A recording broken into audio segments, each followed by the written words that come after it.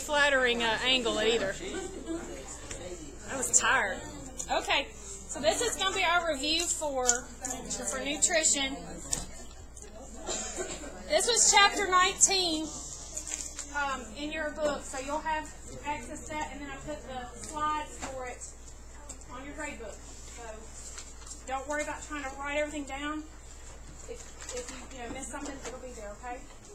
We're going to just go over this. Then we're going to do the foods that you need, like, review on. Like some of y'all said, the questions they were asking, if your patient was anemic, what food would you feed them? Is that the kind of things y'all want to know, is what foods contain what? Yes. Okay. So we'll go over that, and then I think we're going to do, to tie in from yesterday's nursing process, we're going to do a care plan for somebody, a nutritional care plan. Okay? So y'all can put it all together. So, like I said, this is chapter 19 in your book. Okay. When they say nutrition, it's just the total process, everything. It's not just food. It's got to be something that's healthy, okay? You want your patient to get the most amount of vitamins and nutrients they can. Because some of them don't have a real good appetite. They're not going to eat well. So, if they're eating anything, you want it to be nutritious, right? Nutrition is a huge part of nursing, if y'all haven't figured that out by now. It affects everything. Interactions with meds, interactions with their neuro, swallowing, wound healing. Nutrition is a big deal, and that's probably why y'all got a lot of questions on it, because it's always a big deal in testing.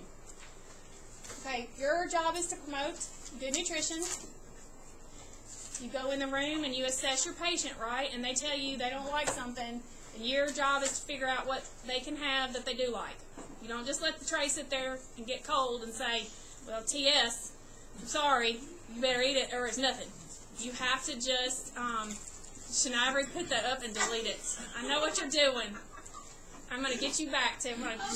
I'm going to do a call. I know, it's horrible. Okay, so when you go in, like I said, if they don't like what is being served, you have to help them by coming up with other options, okay? Because what's our goal? To get the patient better. Are they going to get better if they're not eating anything? Or if they have somebody come and bring them, chips from the vending machine? That's not going to help their wound heal, is it? All right? Don't you give them beans is a good protein? Don't go over all that. You always want to make sure you're recording what they take in. How much food have they eaten on their tray? That's part of I know, okay? Watch for signs of poor nutrition, which would be what? What are some signs and symptoms of poor nutrition? Weakness, brittle hairs, skin, nails. And shiny. What about healing? Are they going to heal? No. All right. If they have eaten a lot of salt, what are you going to see? Edema. Yep. All right, if they're having a lot of cramps, what would you think they're low on? Good. All right, so watch for those signs and symptoms, and again, I'm going to give y'all some foods later, a list with all the different vitamins and stuff in each food. And if they don't like what they're eating, or you notice that their appetite is dropping off, that could be a symptom of something else. Or if they're having trouble swallowing, they could have had a stroke, right? So you need to always be assessing that. That's part of your assessment, what they're eating and how they're eating it, and how well they're eating it. Are they able to do it or not?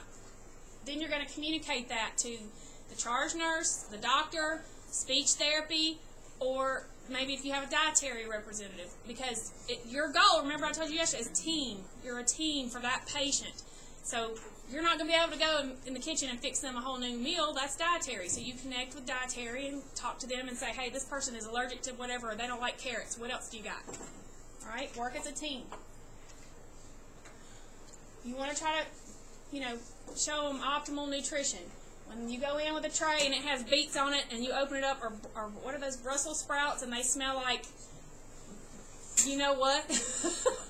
If they see you turning your nose up, guess what? They're not going to want to eat it either.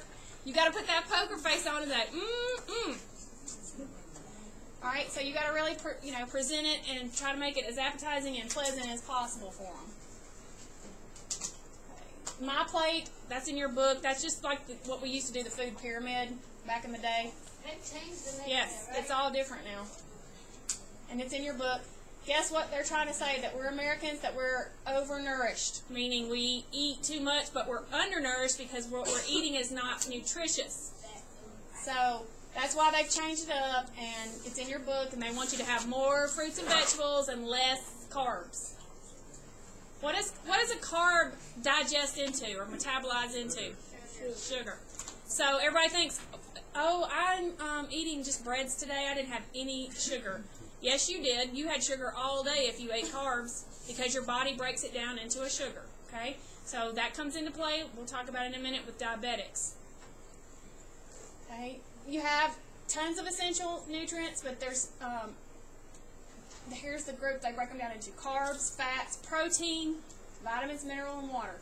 Okay? Some of it we get in our own body, we have making it, and the other stuff we have to take in. Carbs, fats, and proteins we have to take in. Give me an example of some carbs. Potatoes. Pasta, potatoes, bread. What else? That's all good stuff. I know, it's all the good stuff that's bad for you. Tortillas, What? chips, crackers. Why would you say such a thing? I know, I love them. What is some fats? Tell me some fats. Pork. Fried food. Fried foods, anything fried, good.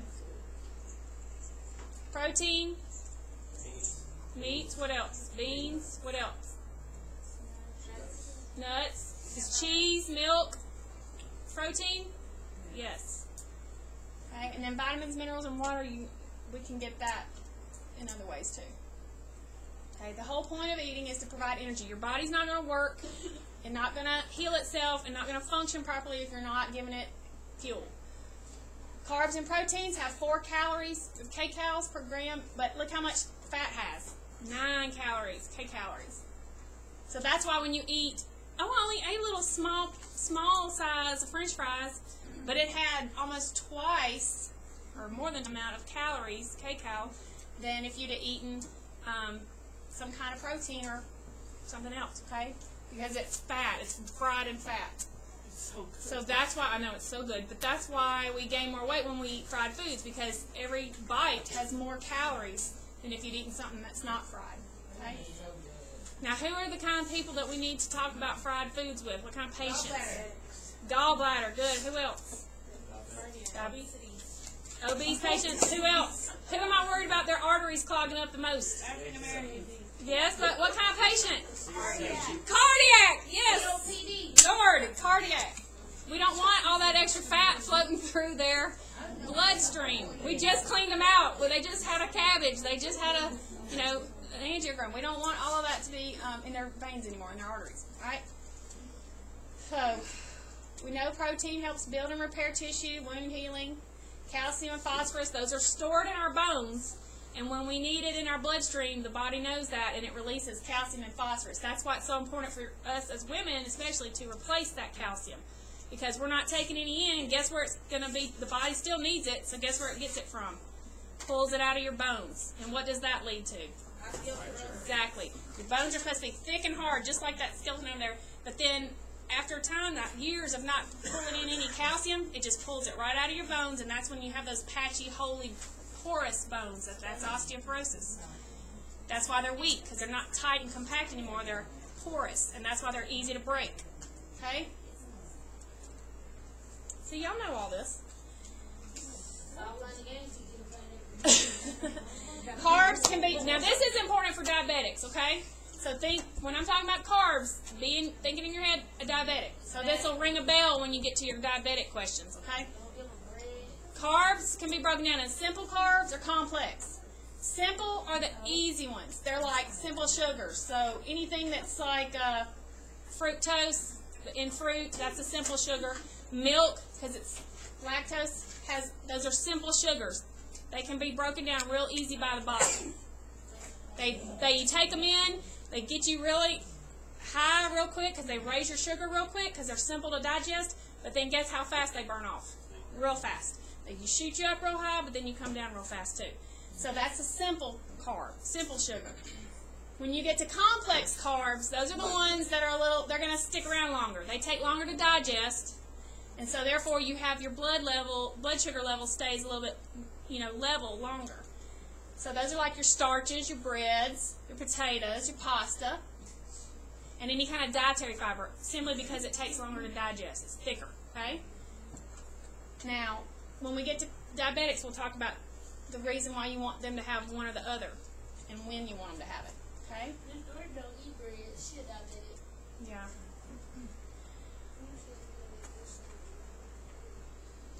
Okay, and like I said earlier, all carbs are broken down into simple sugars. So when you're thinking dietary, if you get a dietary question and it's on there for carb and it's saying something about sugar, you should connect that. Your brain should say, all right, I know a carb is a sugar, so do I want them, and their sugar's already 250, do I want them to have more carbs? No. So if the choice is buns or tortilla or fruit and vegetables or protein, and their blood sugar's already high, you want to pick protein, okay?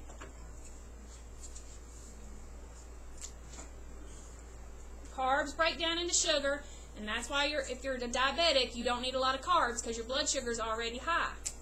That's why diabetics, they can eat them, but they can only have a certain amount, or they have to dose for extra insulin if they eat a bunch. All right?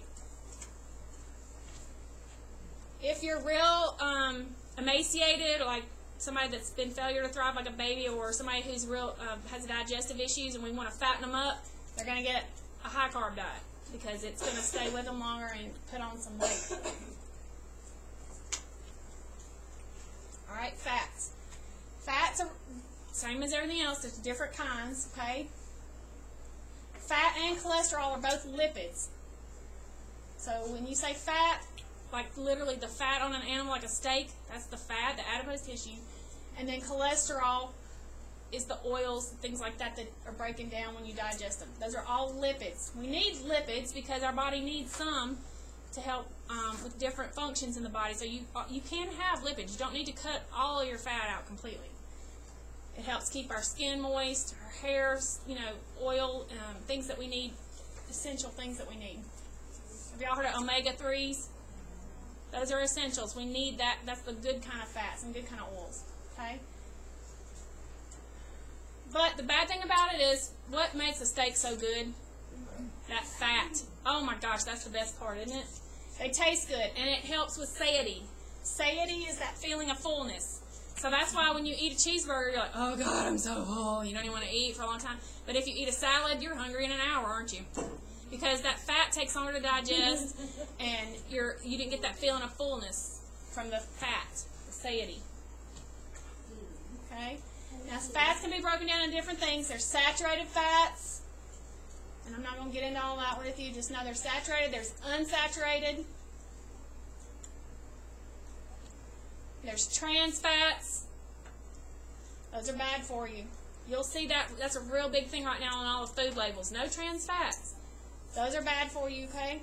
Saturated is bad for you, and trans fats are bad for you. And then cholesterol is considered a lipid too. When you draw somebody's blood, remember I told y'all sometimes if they're real overweight or they've just eaten and they're supposed to be MPO but they weren't, and you draw their blood and you can tell they weren't MPO because you can just see the cholesterol separating in the tube. It floats around in the bloodstream. It's hard to digest it, and so it builds up in our body, and that's why you want your cholesterol levels to get lower, to not eat cholesterol, because we want to drop our cholesterol, okay? What foods are real high in cholesterol? The egg yolk, the yellow part is. That's all cholesterol. The white's okay, because it's pure protein. Egg yolk, organ meats, they're full, like the liver, full of it, full of cholesterol. We should have no more than 300 milligrams a day of cholesterol. Those burritos are going to sell us tomorrow, I guarantee you they're 500 or more. And that's one meal. 300, that's not much, y'all. Next time you're eating, look and see how much cholesterol it is. And think of that, that's allowed per day, 300. Okay? So, these are the kind of patients, like I said, that cardiac, or somebody that's obese, or somebody that we're trying to get their cholesterol down, high blood pressure, hypertensive patients, because what does cholesterol do to our blood vessels? Clogs them up. Clogs it up. It makes, not necessarily constricting, that's it closing up. It's just like clogged pipe. It clogs your pipe.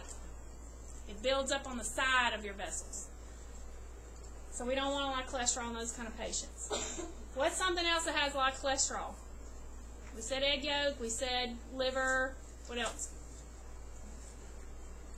Deep fried foods. Anything deep fried.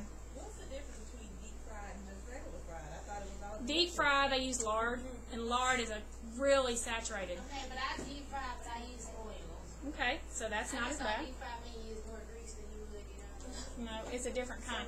Okay, so like a saturated fat. All right, think about this. Who knows what Crisco is? Crisco. Okay, think about this. This is how you'll know. Crisco is saturated. It can sit at room temp and keep its shape. It is completely saturated, and that's why it keeps its shape at room temp. Never melts. We used to run out of lotion when we was kids. My friend used to put Crisco on. I love it, but that's what they fry. When I worked at McDonald's, this was my first job. I was the fry girl, and you had to go get this cart, and the lard comes in a box, and you had to pick up that box, and it's a square of fat. I mean, it's pure fat that they've cut off the animal and mixed up and poured it into a square frame, and it is literally a square of fat. You know they sell lard. Lard. Crisco Yeah. is in like a tub. And that's what Crisco. And so you pour it in there, and it tastes delicious, but your food is absorbing every bit of that. And so that's why deep fried foods are bad for us, because they're fried in lard. Now they killed my body. Like all the help, that's what she was using, some lard. And you don't burn no chicken. Yeah, it was Crisco and lard. Yeah. I got to Good. buy me some Crisco lard. And you don't burn All right. And then, like, okay, she was talking about oil. It's still a fat, like the vegetable oil, canola oil, sunflower oil. You know what I mean? It's still fat, but it's liquid. So it's not as bad for us, right? Because it moves. It's liquid. Well, it's saturated. It's unsaturated. It's a different kind. And then, like, what's the best kind of oil to cook with? Olive oil is healthy. Vegetables. Coconut, olive oil. I got a question on one of the tests I was taking last night, and it was saying that coconut oil isn't good for, what is it, saturated? Yeah, it's saturated because it keeps its shape, but it's a good oil because it's natural. It's from a plant. The difference is if it comes from an animal, it's not healthy for you. That's their fat. We don't want that back in our body. But if it's a plant oil, then it's more healthy. So corn, soy, canola, or olive oil, that's all natural, right? It's coming from a plant, so it's not as bad. And then, but coconut is, I have some coconut oil. I'll bring it and it just sits. It keeps its shape. It's good. It's a good natural lubricant. I use it to, instead of using butter to keep my stuff from sticking, I use coconut oil. You can get it, and it's like in a jar, and it's just like the consistency of Crisco or butter, but it goes on real smooth. And it's better. What's another saturated fat y'all are missing? Butter. Butter. It's so good, but it's so fat. It keeps its shape at room temp, so it's a saturated fat. So what's an alternative if you had a cardiac patient? I can't believe it's not butter. It's pretty much, I can't believe it's pretty much chemicals. It's not real food, but margarine or a butter substitute. Oh, wait, did I go over that? All right. What's your HDL? What kind of cholesterol is that one? That's a good one. Good one. H, heavenly. It's good for you. You need those. L, yeah, you're not doing too good if you're eating LDL. Okay.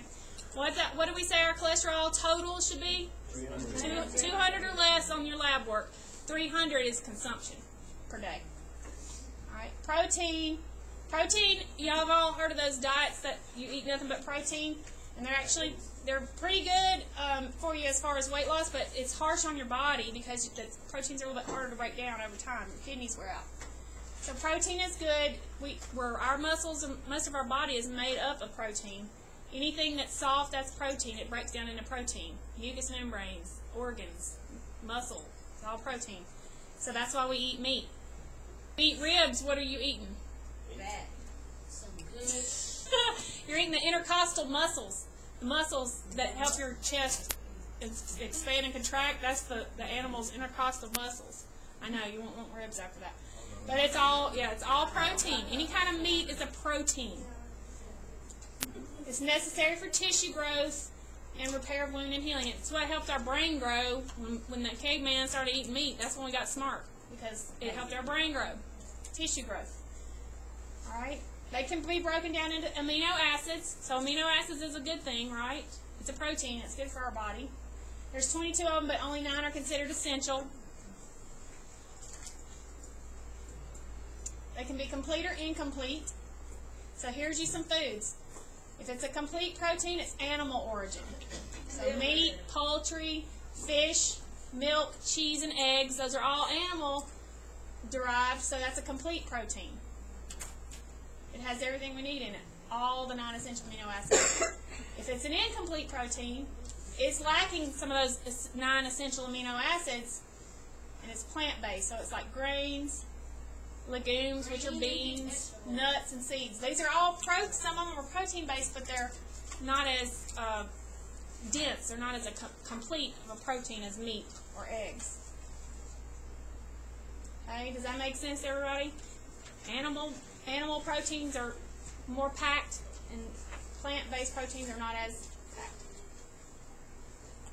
So that's why they have vegetarians that do, like, they'll eat some protein, not all protein. They just like the plant-based ones, like nuts, some fruits, vegetables, grains, all that. Lacto-ovo, those are the ones that only eat egg or milk. What if you had a patient that was a vegetarian? Beans. What? An air sandwich.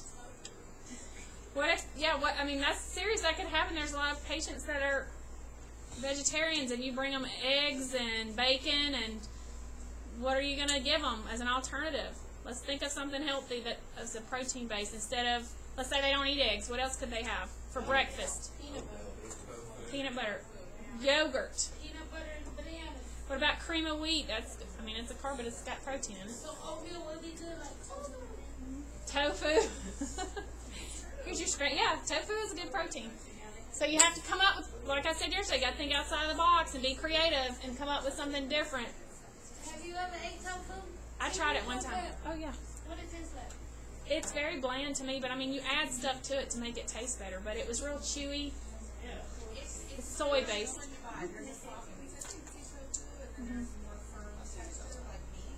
it takes on the flavor of whatever you cook it with.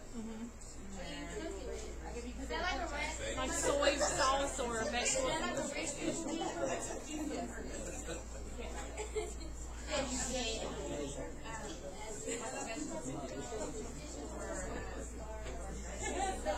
People that are poor don't eat like that. They eat whatever the fuck you give them.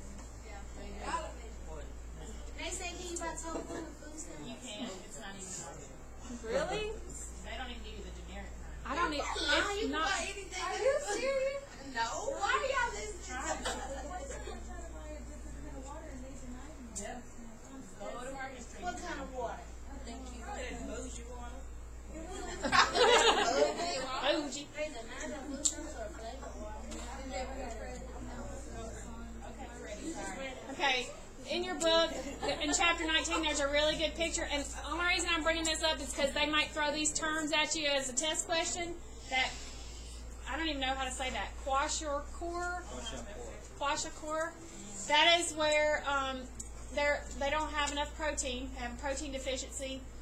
And there's a good... Vegetarians might not get that because they're not getting, they're getting protein, but they're not getting. This one is a real extreme. These are the little babies that you see on TV. Their extremities are real small, but their bellies are very big, emaciated, or not emaciated, they're very swollen. You do what? Yeah. They're little pot bellies. They don't have but they're starving. But the family says, your belly is big, you're eating too much, and then they starve them even more. But they don't have, they're eating, but they're not getting any protein, so all that fluid builds up like ascites in their belly. You probably gonna see a question on there about the venous and arterial. Venous and arterial I'm what? just saying, she told me to throw it at her if I remember. Jot them down, and then we'll talk about it. Okay, squirrel. So, marismus. Alright, I'm gonna show everybody. I'm going to call you Squirrel from now on. Hey, Squirrel. Marismus is the other extreme. This is where they have malnutrition and they're emaciated. They don't have that pot belly. And there's, like I said, a good picture in chapter 19 of both of them. So just write those terms in and know what that means in case you see it. It's usually in underdeveloped countries, but it could happen. Okay, malnutrition, emaciation. What's something that you would see in America as far as a patient coming in that's a little child that's emaciated. They have no muscle tone. They're flaccid. They're wrinkly skin. What's that called? Child abuse. It is, but there's a term for it. Failure to thrive. Good. Is it organic or non-organic? It's non-organic. See, y'all know all this. We don't know all this. Yes, you do. You know what? Oh, sure. Any kind of bean. Remember that? Because they be doing stuff on there like pinto beans. Beans are a good protein substitute for somebody who's a vegetarian.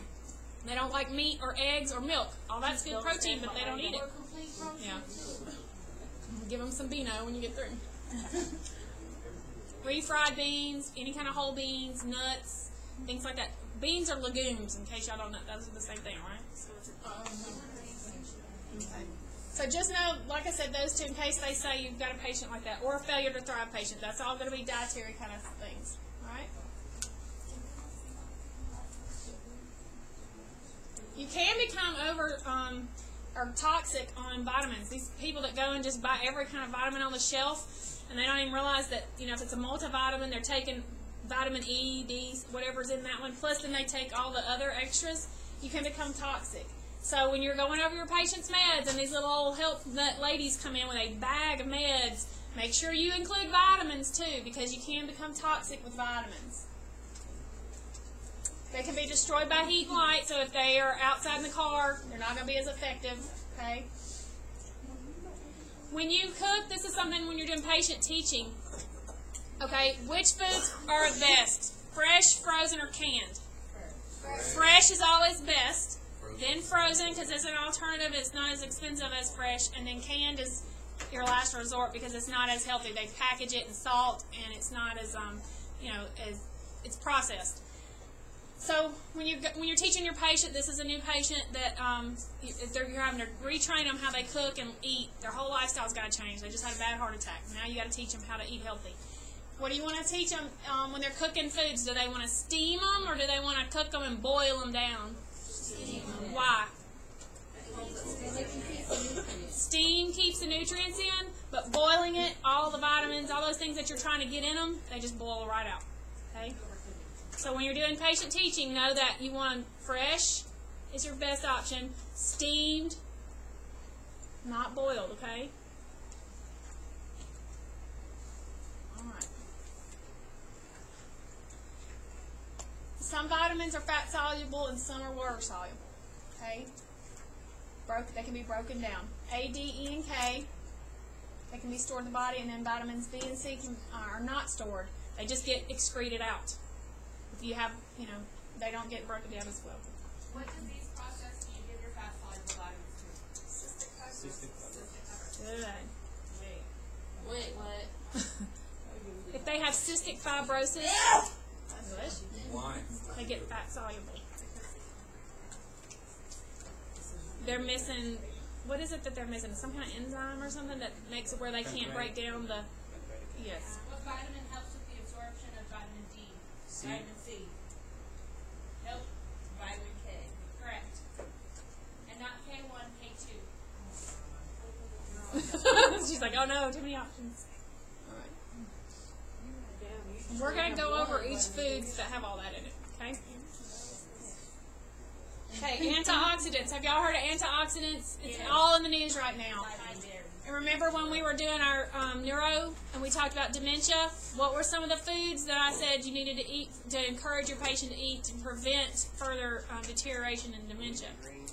Antioxidants. Remember they said that that's supposed to help ward off the symptoms of Alzheimer's. So if you had antioxidant vitamins or foods as a choice when you have an Alzheimer question, you're going to pick that one, okay? It's supposed to help neurotransmission and all that stuff. So give me some examples of some vitamins. Okay, it's vitamin E and C and vitamin A. What are some foods that have beta-carotene in them? Carrots, sweet potatoes. Anything orange, yellow, citrusy. Those are all high antioxidants in those vitamins. Oranges, tangerines, any kind of citrus, grapefruits, sweet potatoes, not fried, baked. And it's supposed to help with heart disease also and cancer. supposed to be like it comes in and repairs your body. The antioxidants. It's keeping it from breaking itself down. Yes. All right. Vitamin C. What is the number one good source of vitamin C in food? What? Orange juice. Yep. You can always pick orange juice for vitamin C. Anything else with vitamin C? Citrus. Yeah, anything citrus. All right. No grapefruit. What does vitamin D help absorb into the body? Calcium. You have to have vitamin D for your body to absorb calcium. That's why milk with vitamin D is added. Because if you don't have enough vitamin D, you're not going to be able to absorb that calcium. It helps unlock those cells and let that calcium go in there, okay? So vitamin D is important. That's why you have fortified milk and milk products. And also, you can sit outside a little bit, not to, bake in the sun, but the sunlight helps metabolize that also. It helps give you some vitamin D. Helps your body make vitamin D. Okay, vitamin K. Where have y'all heard vitamin K before? What's it the antidote for? Coumadin. It helps with blood clotting. If you don't have a lot of vitamin K, you're probably going to be that person that gets a paper cut and bleeds a lot, right? You need some vitamin K. It helps with blood clotting. The body is really needy. It is needy. Folate or folic acid. This is what you take as one of your prenatal meds, right? What does it help prevent? What is neurotubal defect? What is that? Give me an example. Spina bifida. Good. Keeps that brain and spinal cord forming while that baby is still growing. It helps it form correctly if you have enough folic acid. If you don't have enough, then you're going to have neurotubal defects, potentially. What are some of the sources for folate? Oh, I don't know off the top of my head. Does anybody know folic acid? I take a folic acid vitamin, but what's some foods with it? Leafy greens. Yeah, leafy greens, that's right, spinach. I have a list of foods to go over. Orange juice is real good. Any else? What's them? He got the phone.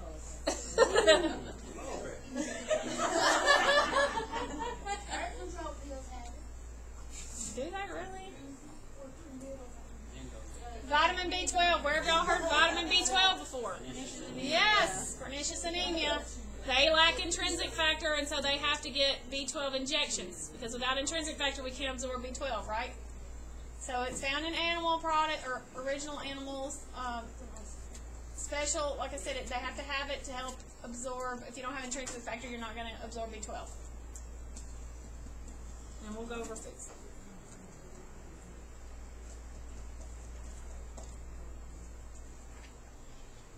Minerals are your hard stuff like calcium, sodium,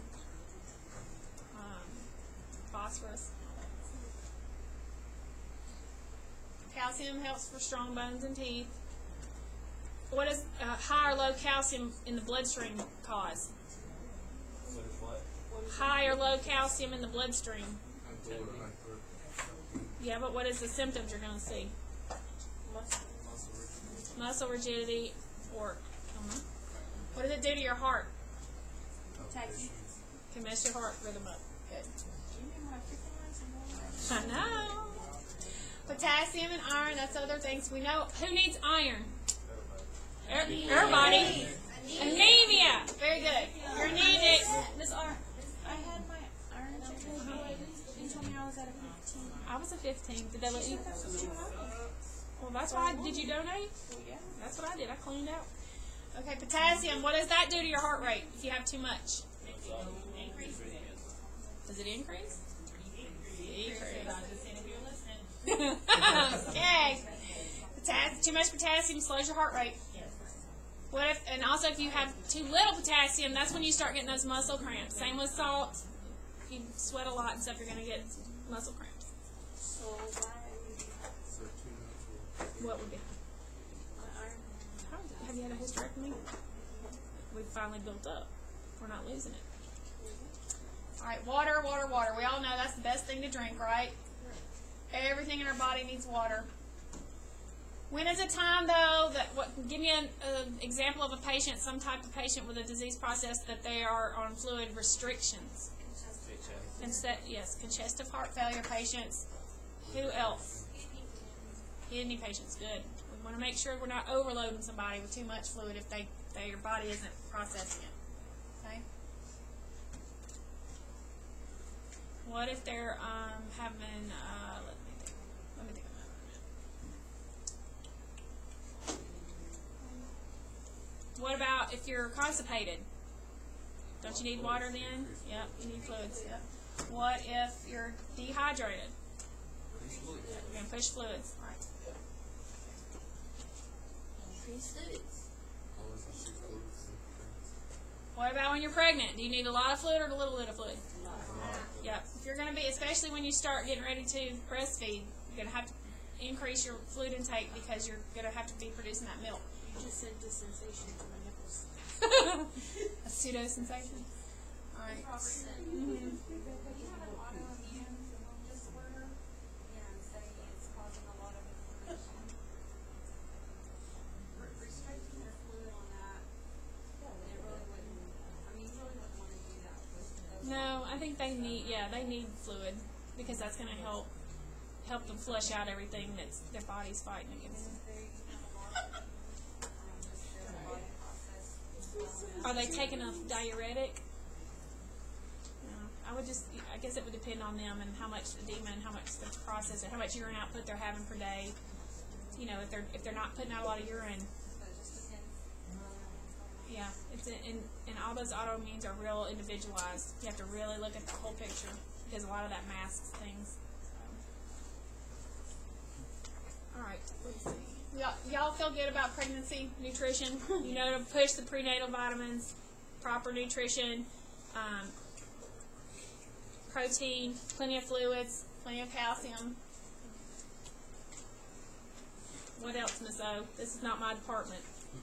What's some good pregnancy, nutritional pregnancy tips? Suck it up. Iron-based. They need iron-based foods. Folic acid is important to increase your, obviously, prenatal vitamins, iron, protein.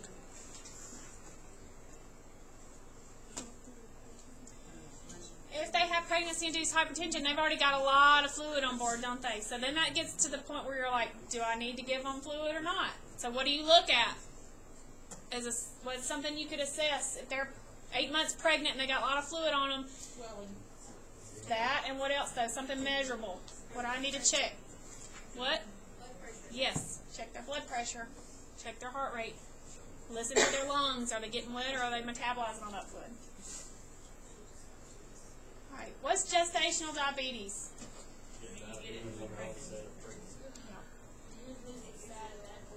Y'all remember that from?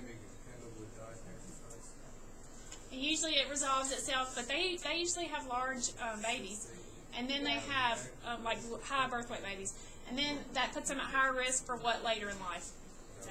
Yeah, they're higher risk. All right. Anemia, we went over that in level 4. If y'all don't know that by now, I'm just gonna suck a pistol. I mean, we have beat anemia down. I don't know what else to say about anemia. What do they need to eat? Good. Iron-rich foods, which are green leafy vegetables, liver, dark meat. The darker the meat, the more blood it has in it. And what does blood carry in? Hemoglobin. That's what gives it the dark. And that's what we need, right? So the darker the meat, the better. Don't even go there. Don't even go there, Shania. I see her wheels turning. I'm reading about oh, you nasty dark meat. No. Just saying. She said it, not me. She's gonna blame me. All right. We know to teach our patients who are pregnant: no alcohol, no caffeine, no smoking, and then lactation. They need a lot of extra calories even after they're pregnant. All these little young mamas, they want to get back down to that skinny size 2 after they have a baby, don't they? But as a nurse, what do you need to tell them? Yes, your body is still healing. You need to be eating. You're still feeding that baby if you're breastfeeding. That baby's still growing. Okay? And they need to eat good food, not a bag of chips, because the baby's going to be eating that bag of chips if they're breastfeeding. Okay? They need to be eating nutritious stuff. All right. Iron fortified infant formula. What does iron do? What's the side effect of iron? Constipation. So what do we treat constipation with? What type foods? Fiber. High fiber. Now, like it said for babies, they have all the different baby formulas. They have all the high iron in it. So you'd go through with that. All right. What if you're working PD and you have a patient, a little PD patient, and they are a very picky eater, which most kids are? What are you going to do if everything you bring in there the kid doesn't like, and the mom's looking at you like, now what? You got to come up with a plan, right? Yes. You can. You can't whoop his ass. That's not an option. So, Regina. not and keep your license. Regina. I'm about to tell the mom. Yeah, the mom needs hers whooped, but whatever. Okay, so you're just going to try to explain to them, here's what I need you to eat to make your body better. And then it's going to take a lot of psych. That's where that psych nursing is going to come in. You have to outsmart the 5-year-old, and you have to make it appealing and pleasant. And there's a rule I've read somewhere, you have to taste something 7 times, introduce it 7 to 8 times before the child will want it.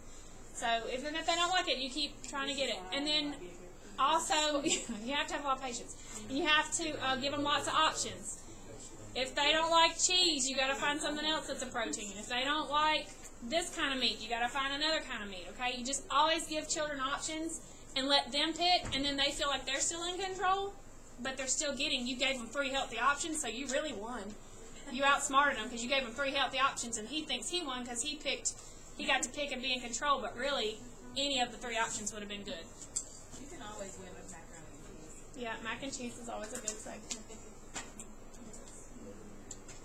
Let's see. What is something that teenagers need to eat the most of? Think about a teenage, what's going on in their growth and development. What do they need the most of? Calcium. Calcium and something else. Protein. Protein, but what else? It's a Carbs. iron. Iron. They're building, just going down the checklist. They're building blood. They're becoming childbearing age, so we want to get them built up. A lot of them aren't. They are. Biologically, they could have a How baby. did you start this? That didn't work with me. Okay, so they have to start building up. Plus, they're starting their menstrual cycle. We want to build them up and get them good and strong and healthy, because a lot of them, teenagers, suffer from an eating disorder. So if you don't They don't get wanna eat. some and they're not going to be childbearing, what can I not give them? I don't want. That's a whole nother lecture. I don't want to be.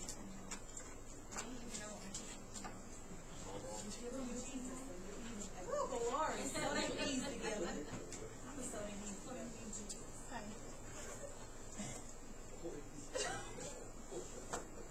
As we get older, and I'm not saying I'm old, but after you get 40, you need less calories, because I'm not burning as much, right? I'm not walking around, I'm not playing sports, I'm not, my metabolism is slowing down, I'm not burning off everything. So as we get older, you need less calories.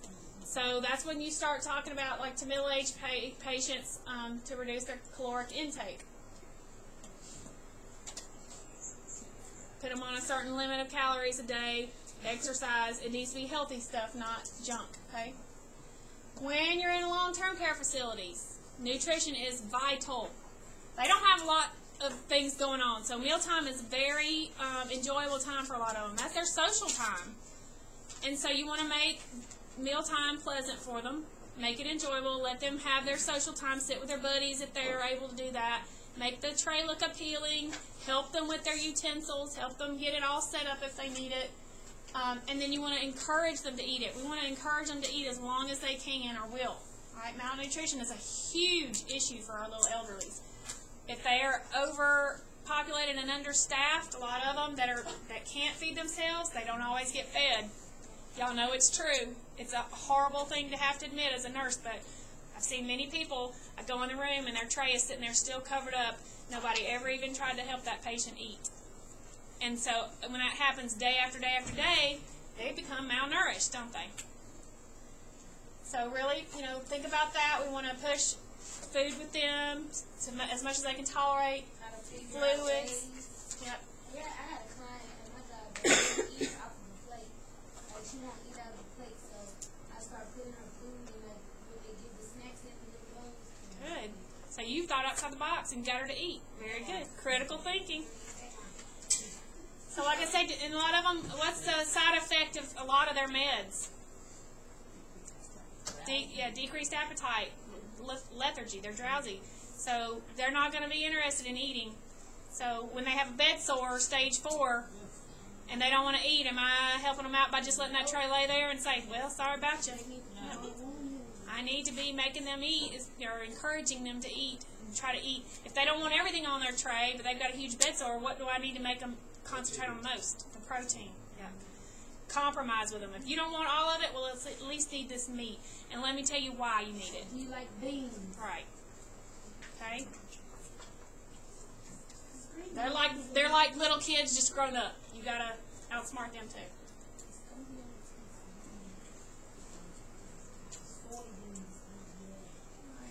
Remember too, in your patients that have dysphagia, all those different types of food diets.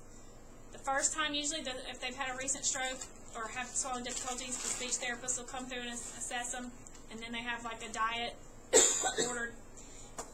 We know if they've had a stroke, when we're feeding them, we tilt them to the side, right, of the unaffected side, so that those muscles that still work on that side will help swallow. Less risk for aspiration. Yep, lean forward and tuck their chin. Good. High Fowler. We want to make them sit up, so least risk of aspiration.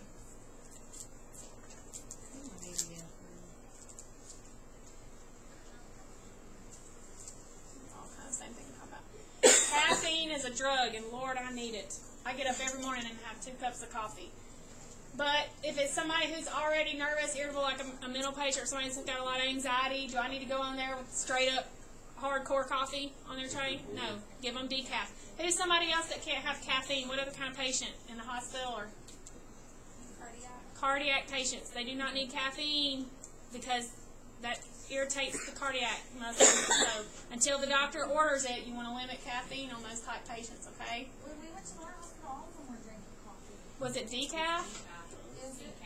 Yeah. There's 2 different kinds, caffeinated or decaf. So if they have regular coffee, you need to check on it. Make sure it's decaf. If they have coffee on their tray and it's a cardiac patient, you as the nurse, that's good that you caught that and say, hey, is this decaf? And it should be on their little tag on their meal, and if it's not, then you need to call a dietitian and make sure. Cardiac patients do not need caffeine. What do they do for the people that are so used to drinking coffee and then they come into the hospital and they can't have it? They go through withdrawals, caffeine withdrawals, but they're getting lots of other meds for pain, so it kind of helps with the DTs. What does caffeine do to my blood pressure? Elevates it. Right. What does it do to my gastric acid secretion? It stimulates more acid. So if I have a stomach ulcer or duodenal ulcer or something like that, GI ulcer, do I need caffeine? No. So if you have a question with somebody that's got GI issues and caffeine is one of the options that you want to avoid, you need to pick that one. Okay? Coffee, soda, all that. It's going to hurt that person with caffeine because with GI issues, because it's going to stimulate more acid production. If they're taking stomach meds to block the acid, do I want to give them caffeine and say, sure, you can have a Coke with it? No, because that's going to counteract it, isn't it? The H2 are in there trying to block that acid production. You're telling them, you're giving them caffeine, and it's going to stimulate more. So you're just counteracting your own med.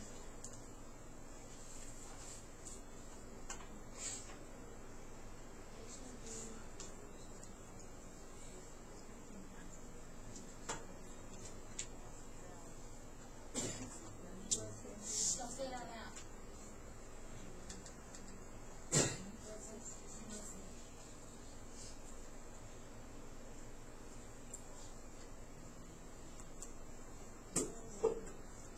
Anybody know?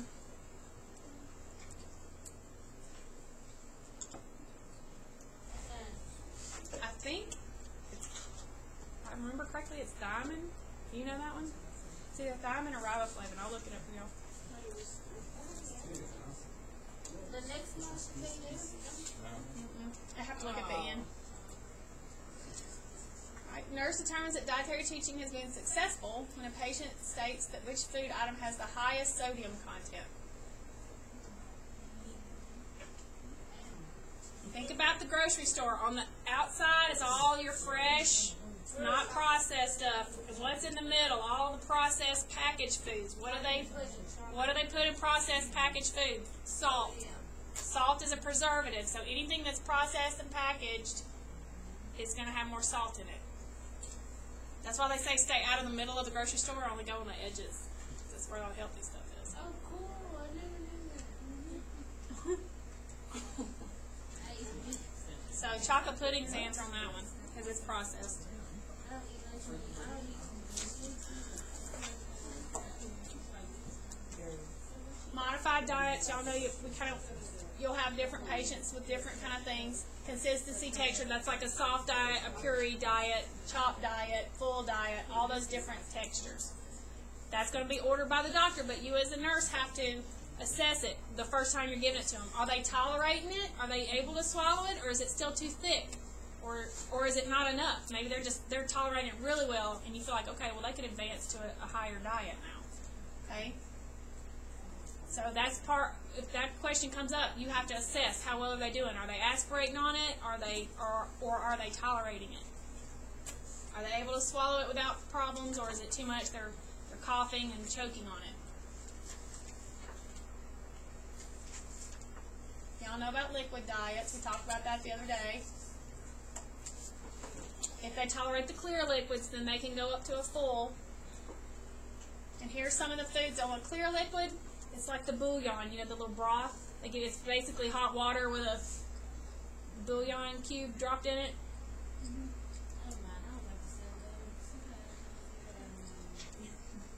Bouillon has a lot of salt in it too. Broth, gelatin, which is Jell-O, tea, coffee, and ginger ale. Anybody that's had their tonsils out or any kind of throat issue or GI issue, you don't want to give them red Jell-O because right after surgery, because what happens when they throw up red Jell-O? Yeah, you can't tell if it's blood from their recent surgery or if it's red Jell-O, so you don't give them red Jell-O. If somebody from dietary sends you red Jell-O, you call them back and say, do not send red Jell-O to this floor anymore. Yellow or green or just red Jell-O because it can be mistaken for blood.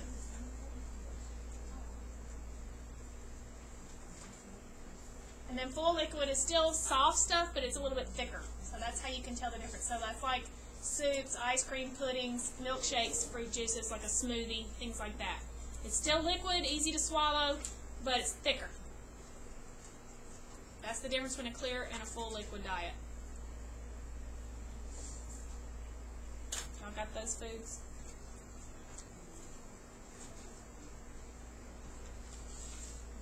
Soft diet is low in fiber. This is stuff that you just want to make sure they can swallow easy. Low residue. No milk on that one. And then mechanical soft. They can still chew them, but they're real soft and easy to chew. So that'd be somebody that has like jaw issue or swallowing issue or maybe their dentures don't fit well, something like that.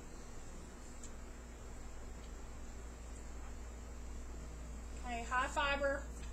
Give me some examples of foods that have high fiber. Broccoli. Oh, avocado is a good oil, by the way. Guacamole. Anybody love guacamole? That's a good oil. It's an oil, but it's good for you because it's from a plant. Okay. What else has fiber? Broccoli. What else? Metamucil. Lactulose. Spinach, kale, anything rough. Carrots, like stir-fry vegetables that are real crunchy. Lettuce, all that. Apples. Apples have great fiber in them. Apple a day. Yeah, keeps the plumber away. You don't have to unplug the All right. And so, remember, what would be a GI disorder that I need to give them high fiber for, besides constipation? they're already having diarrhea or like the dumping syndrome, I don't want to give them high fiber, do I? Because they're already going through too fast. So they don't need one.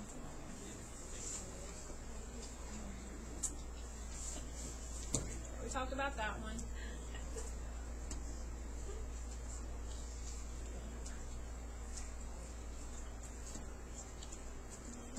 Y'all know the difference between anorexia and bulimia? Y'all remember that? Anorexia, they don't eat anything, and then bulimia, they eat, but then they vomit it back up. What are some symptoms of a patient with bulimia? First of all, they can be any age, but who do you see it most in? Most common? Teenagers. So you're assessing that patient, and they look healthy. Their weight, they're not emaciated. But what would you look at to see if they were bulimic or not? Their teeth are always, could be eroded. What about their fingers? You can look at their fingertips and tell. They'll have bad breath. Smells real acidic. Dennis, are usually the first one to diagnose somebody with bulimia. Do what? I can't hear. Jordan said dentists are the first ones that usually diagnose somebody. School nurses are too. I always call a bunch of them. Yep. Because I knew what to look for. How did you handle that? Did you put your nursing face on? I did put my nursing face on, and I asked them what was going on, and then we talked to the counselor at school, and it was always a psych thing, always. What's the cause? Why is it Body image disturbance, somewhere along the line, somebody told them they're fat, or they don't feel secure with themselves, or they feel inferior. Really? It's a psych. It's all psych. That's crazy that someone doesn't care that much. I know, but when you're that age, you're not confident. That's true, because I always tell my girls, like, hey, What's the normal BMI? There is a normal. It's based on your height and weight. Because we have questions like that. Yeah. Does it give you a? It has to give you a. And it has a range from All right, let's do a thing real quick for a diabetic. Okay, diabetics. Remember, they used to say, oh, they can't eat any sweets. Now they can eat anything, but they have to do carb count. Yeah, and in moderation. So, like, let's say for every 15 grams of carbs they eat, because everything has, the nutritional label, they get 1 unit of insulin. Okay, insulin brings our sugar down, right? So let's say I ate 45 carbs at one lunch. How much insulin am I going to give myself? 3 units. Okay? So that's what they do. They have to carb count. Is this strictly like a sliding scale? Sliding scale is something the doctor has already established. And so if their blood sugar is between 200 and 250, they get 1 unit. If it's 251 to 300, they get 2 units. That's different. This is carb counting. The sliding scale has nothing to do with carbs. It just is whatever your finger stick blood sugar reading is what it hits in a range. Then the doctor has already established how much units of insulin you're going to give. Carb counting is what diabetics are going to now. So let's say, let's make a care plan real quick. Let's do one for anemia, since y'all know that one. Y'all should know. So what am I going to see first when I go in? What's something subjective and ADPI, y'all know that, right? Assessment, diagnosis, planning, interventions, and evaluation. That's a short way to remember the nursing process. So subjective and objective. What am I going to see? What's she going to tell me when I go in? Tired. Tired all the time. I don't have any energy. I'm cold. Fatigue. These are all things that she's saying, so I'm going to put them in quotes. And then, objectively, what am I seeing? Low H&H. Somebody say low H&H? Because that's my blood count. What else? Power.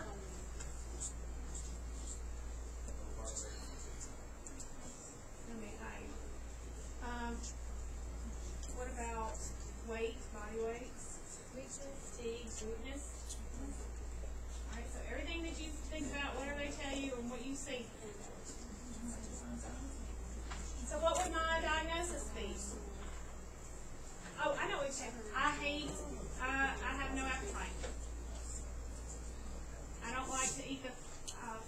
tell me I need to eat, and I'm not taking my iron medicine.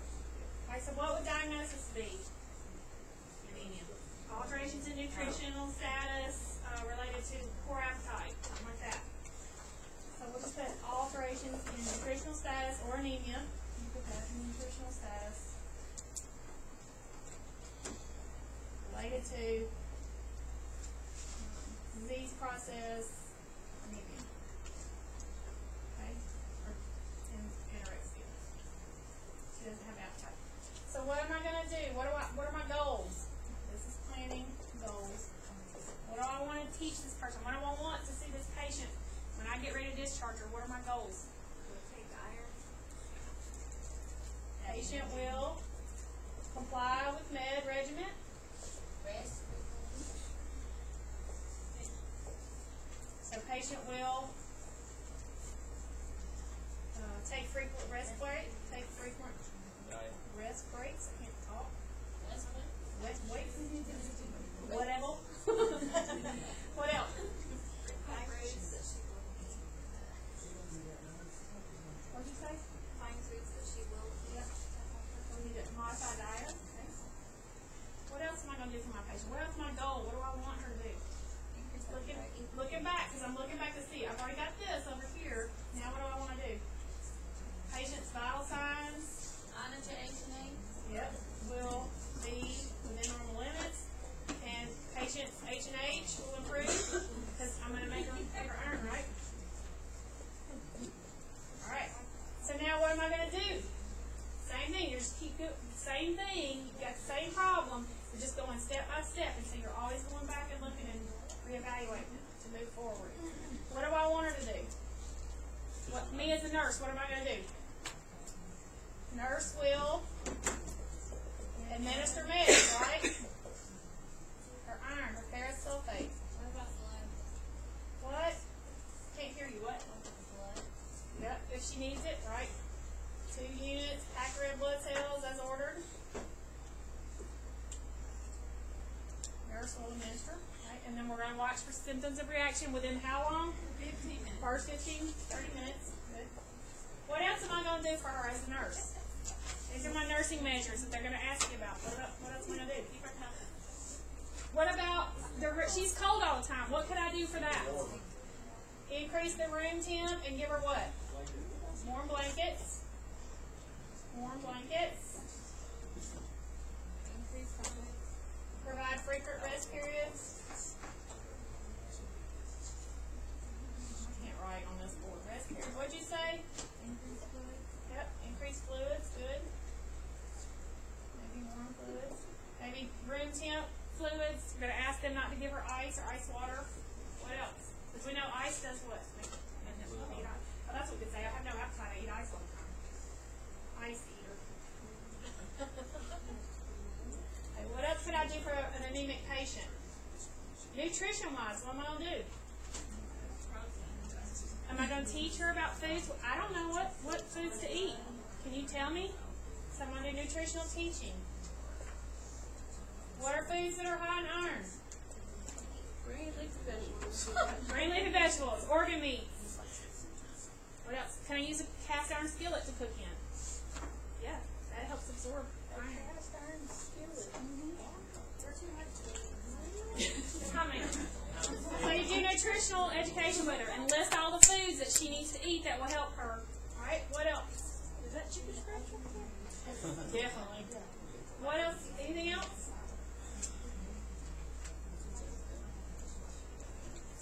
Limit her ice intake. Give her gum instead of ice to chew on if it's, a habit. Alright, so now I'm to the point. I've done all my work with this patient. I've been with her 8 hours. Now what do I need to do? I need to evaluate. Let's see. Let's say this is 3 days later. She's been in the unit 3 days. What am I going to evaluate? I look back at number 1.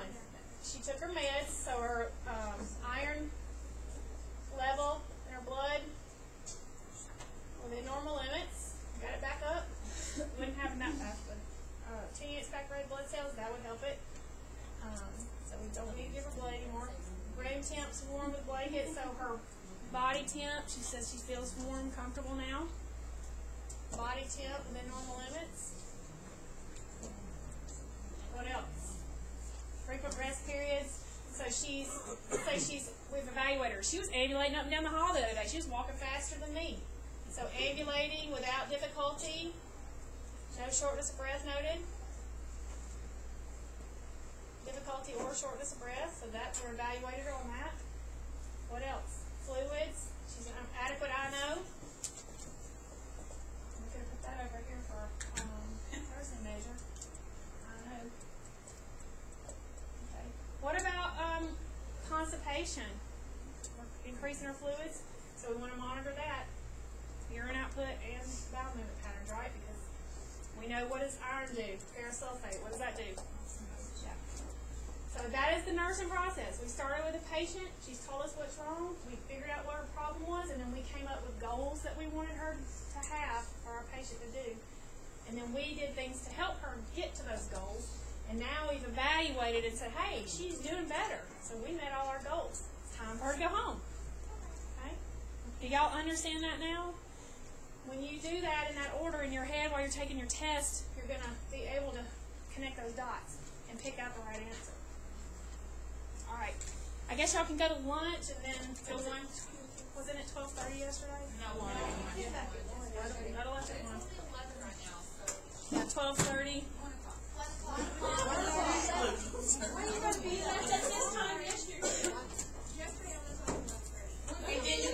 Y'all are pushing an hour and a half. That's a good lunch. While you're gone, 12:30. While you're gone, I'm going to get you a list of foods that have all this different stuff in it.